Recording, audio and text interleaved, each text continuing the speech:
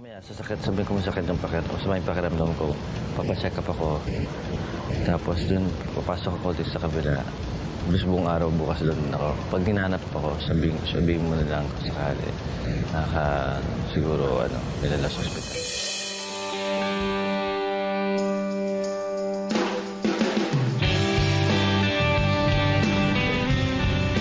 Kinaumagahan sa House A, napansin agad ni Princess na wala sa kama si JP.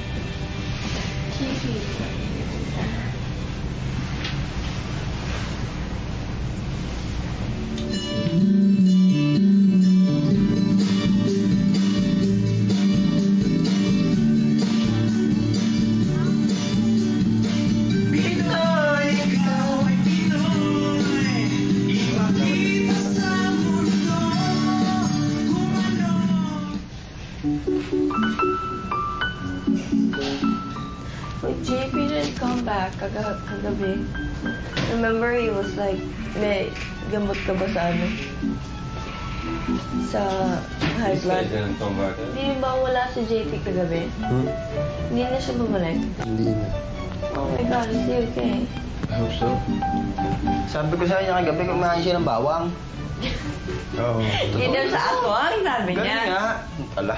Sadyang ganun ang gamot sa high blood. Hindi ko naman kasi alam kung anong gamot sa high blood eh. Yeah, I know, that's what I'm saying. He looks healthy. Like if I had high blood, I wouldn't know unless I already had a prior history, so maybe... Come on, something's going on. They're playing tricks on us. Sana okay lang siya. Hindi ko na yun alam kagabi. Ako'y idlip na. Oo, gumanon ako. Nakita ko si Princess, binibigyan siya ng tubig kasi masarap batok niya.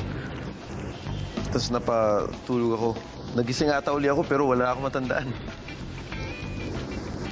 Tatandaan ko lang yun, nakatulog na ako.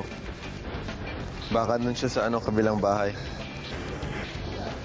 Baka tayo-utay-utay na mamaya naman, si naman. Yung cook natin. Ay kanya-kanyang dahilan, Baka yung cook natin yung kunin. Kasi importante.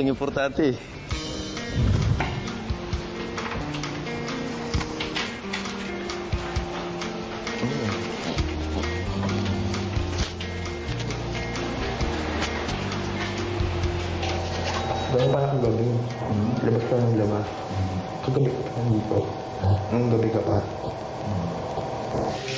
Hindi ako makatulog. Maya-maya may dumadating. Sabi ko nga ba iba yan eh.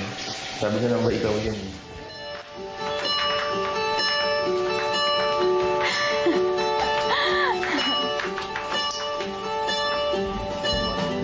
Kailan pa mo ko? Ano mga pangalan natin? Di ba si Mabisag ang pangulit? Tapos yung sabay natin sa CR, yung pagpasok natin tapos yung galing Japan? Sino? Yuri. Ang tawag mo kay Carol, buwang dictionary. Tapos yung medyo chubby, si Yel. Sino? Yel. Tapos mga gumising dito parati. Nag-ano na ba kayo? Yung getting to know you. Oo, getting to know you. Ikaw yung una dun, Ako una. Sino? Melissa. Si Melissa, taga-General Santos. Taga-General Santos yung kamukha ni Indonesia. Oo, yun. Okay. Mahirap to dahil ang dami kong may memorize eh.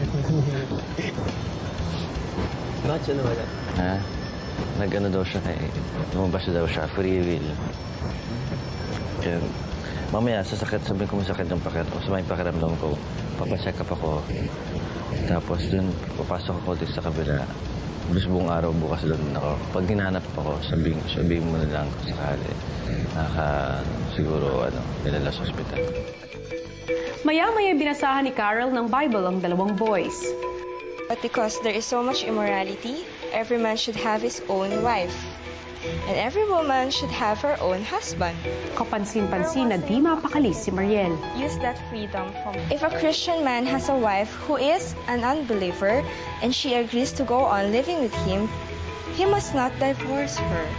I don't want to hear about sige, not because it's the word of God, but it's because it's about husband, wife, and blah, blah, blah. It's okay. The right time will come. Yes.